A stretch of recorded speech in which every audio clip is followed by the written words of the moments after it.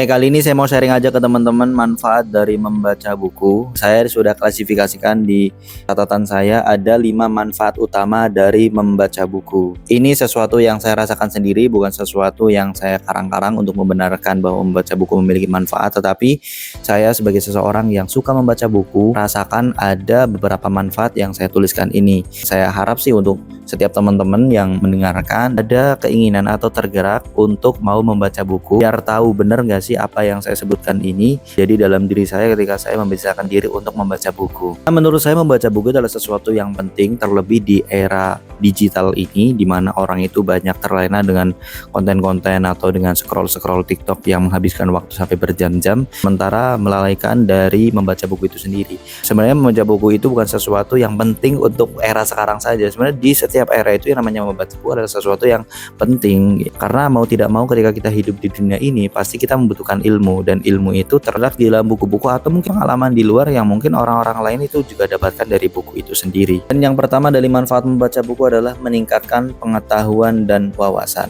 Bisa kita katakan bahwasanya yang namanya buku itu kan sumber daripada wawasan, itu sumber daripada pengetahuan. Saya ibaratkan yang namanya buku itu kan yang seperti yang diibaratkan oleh kebanyakan ilmuwan adalah jendela dunia. Buku adalah jendela dunia. Akan-akan kalau seandainya kita membaca buku itu, kita sedang ngintip ke dunia yang jauh berbeda dari apa yang kita rasakan saat ini. Yang kita ketahui di buku-buku itu kan macam-macam topiknya kan berbeda-beda. Ada topik sejarah, ada topik geografi, ada topik sains, atau bahkan self-development atau self-improvement. Itu kan banyak sekali hal-hal yang kita bisa pelajari, hal-hal yang kita bisa baca, atau topik-topik yang kita belajari dari buku-buku itu. Jadi seakan-akan kalau seandainya kita membaca buku itu, otak kita itu diajak untuk jalan-jalan. Contohnya kalau seandainya kita membacanya buku sejarah, otak kita diajak jalan-jalan untuk masa lalu. Mungkin ingin mengetahui bagaimana cara alam itu bekerja, kita mempelajari bagaimana ilmu sains, atau kita ingin mengetahui bahasa orang-orang asing. Biasanya sering disebutkan bukan bahasa orang asing, tapi bahasa internasional.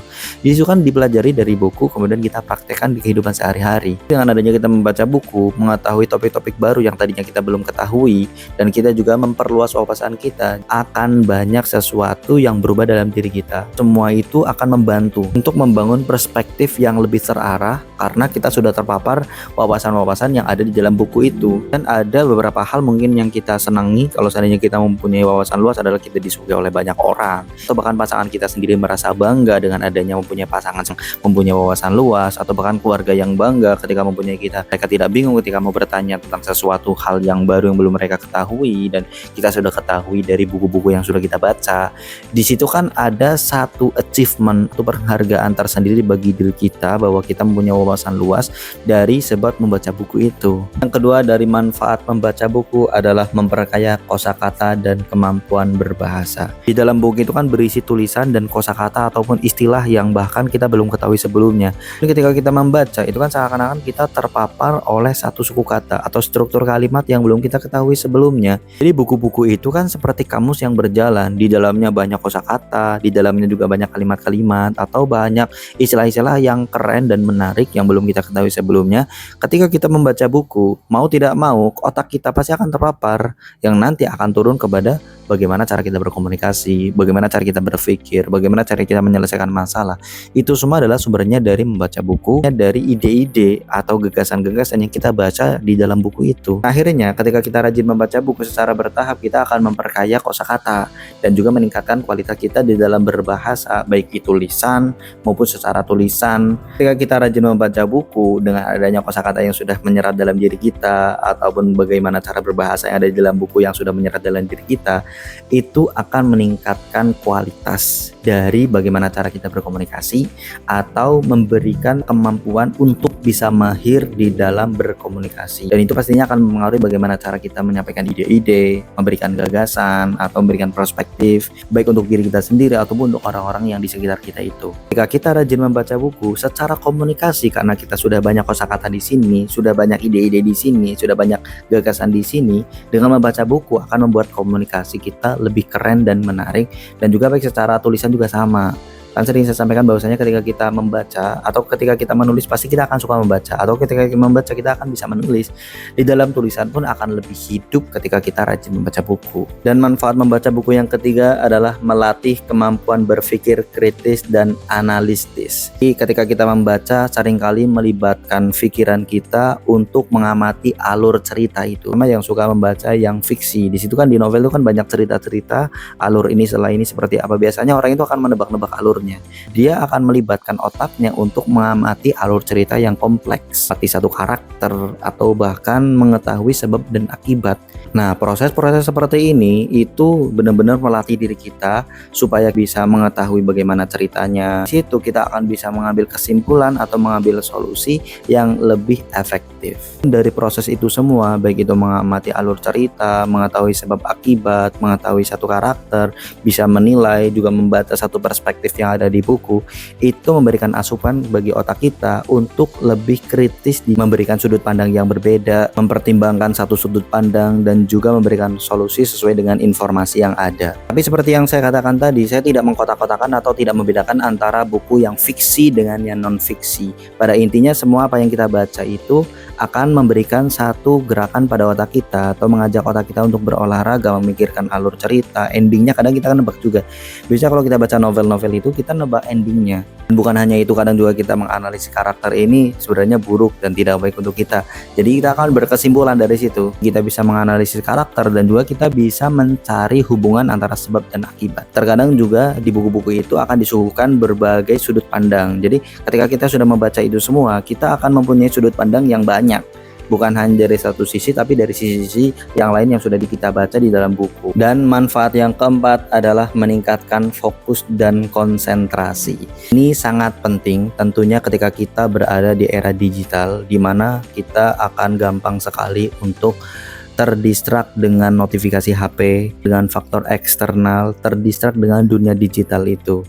Dengan adanya kita membaca buku akan memberikan satu fokus tersendiri dalam otak kita, akan membantu kita untuk masuk ke dalam zona nyaman. Membaca buku itu kan menuntut kita untuk mempusatkan pikiran kepada satu bidang atau satu hal pekerjaan dalam waktu yang cukup lama. Ketika kita membaca buku, seakan-akan kita masuk ke zona nyaman dan zona aman dari segala macam gangguan. Kita akan fokus kepada satu hal, memikirkan alur cerita, sebab akibat, dan juga memikirkan apa yang bisa kita ambil pelajarannya untuk diri kita sendiri. Itu yang membuat kita akan fokus, karena dari membaca buku kita hanya fokus kepada apa yang ada di depan kita. Kita baca terus-menerus, di situ akan membentuk otak kita lebih fokus kepada satu hal itu. Beda sama scrolling. Kalau scrolling itu otak kita diajak untuk loncat-loncat terus. Setelah satu konten ini ganti lagi, beda-beda needs-nya, kadang beda-beda. Lain halnya dengan membaca. Kalau membaca itu otak kita diajak untuk stay. Ini yang saya rasakan sendiri. Dan teman-teman kalau misalkan nggak percaya, coba deh ketika membaca buku dan fokus ya, membaca bukunya itu fokus,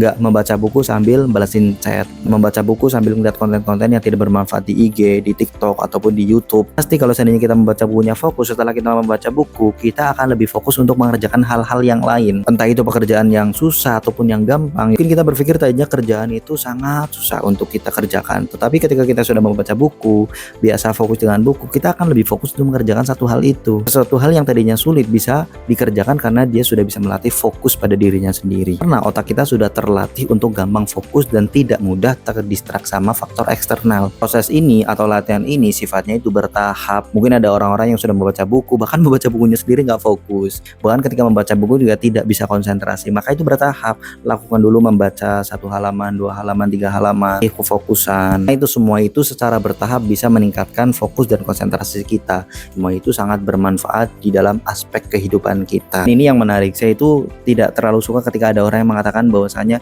membaca buku tapi tidak berpikir, membaca buku tapi tidak sambil mikir itu percuma. Beberapa kali saya juga mendapatkan satu artikel konten di Instagram bahwasanya percuma membaca buku jika tidak mikir atau berpikir lebih penting daripada membaca buku. Sekarang bagaimana kita caranya berpikir kalau kita tidak membaca buku? Bagaimana kita mempunyai bahan untuk berpikir kalau kita tidak membaca?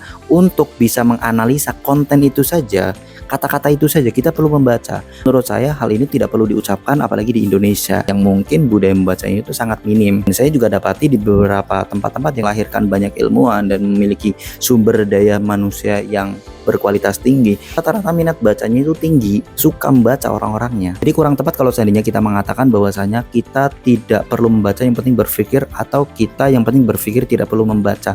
Salah, karena dari membaca itu kita akan bisa berpikir, membaca itu akan meningkatkan konsentrasi, membaca itu akan membuat kita lebih fokus supaya apa yang kita pikirkan itu lebih terarah. Nah, aneh kan kalau seandainya kita berpikir tapi kita tidak punya bahan untuk berpikir, yang dipikirin apa? Dan yang terakhir adalah meredakan stres dan memberikan kesenangan. Teman-teman yang sedang mencari cara yang efektif untuk lari dari tekanan-tekanan masalah, mungkin membaca bisa menjadi solusi. Saya rasa ketika saya membaca buku itu, saya seperti sejenak untuk melupakan masalah-masalah itu, karena membaca buku itu seakan-akan satu hal yang bisa mengajak saya untuk menyelam ke dunia lain, tidak dengan dunia saya yang mungkin banyak masalah, banyak hal-hal yang membuat saya anxiety. Baca buku itu menurut saya adalah sesuatu solusi yang bisa menenangkan pikiran kita, dan ini saya rasakan sendiri. Jadi ketika saya membaca buku, lagi asyik sama ceritanya atau lagi fokus terhadap kalimat-kalimat yang ada di dalam buku itu, dan otak saya pastinya berpikir ketika saya membaca buku itu, seakan-akan apa yang ada di sekitaran saya itu seperti auto pause. Jadi seperti berhenti sejenak dalam waktu yang cukup lama ketika saya sedang membaca buku itu. Dan dengan adanya kita terlibat di dalam cerita yang menarik yang ada di dalam buku yang kita baca itu,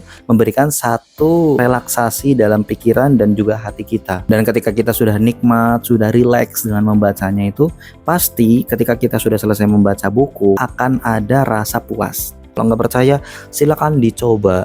Itu saja 5 manfaat dari membaca buku dari apa yang saya sudah rasakan dan sudah saya alami. Teman-teman ingin menambahkan atau ingin mengurangi, silahkan tulis saja di kolom komentar. Saya ingin bukan saya saja yang mendapatkan manfaat positif dari membaca buku. Saya harap teman-teman yang mendengarkan bisa merasakan juga. Kalau tidak percaya, coba sekarang. Dan buat teman-teman yang ingin sharing tentang pengalaman membaca buku dan apa saja manfaat yang sudah dirasakan, bisa langsung saja tulis di kolom komentar. Semoga bermanfaat dan sampai jumpa di video edukasi saya berikutnya. Thank you and see you, bye-bye.